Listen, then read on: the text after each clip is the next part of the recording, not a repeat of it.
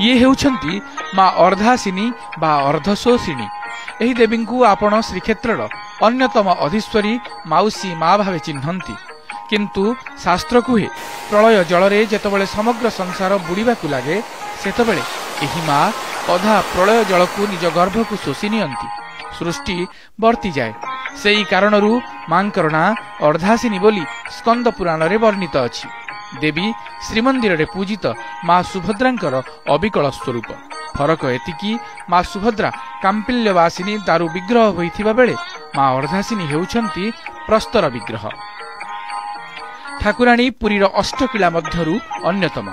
मांक देउल बड़दाण्डर ठीक मझिरे माजणा जागा पूर्वरु रास्तार बाम पटे पड़े।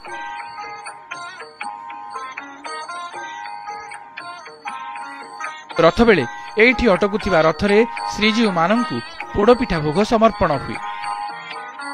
प्रचंड गरमरू रक्षा पाइबा पई प्रतिवर्ष मांक जलसाई नीति नृसिंह चतुर्दशी तिथि रे अनुष्ठित होइथाय। मांक सम्मुखरे एक माटीर बाड़ तैयारी हुए, जेपरी मंदिरटी एक कुंड भली प्रतीयमान हेब। ताहा मध्यरे जलपूर्ण करा जाई मां उपासित हुअन्ति। ठीक ठाकुरे चंदन समय जलकुंडरे बुड़ीबा परी आपण देखुछंती सही अपूर्व सुंदर दृश्य।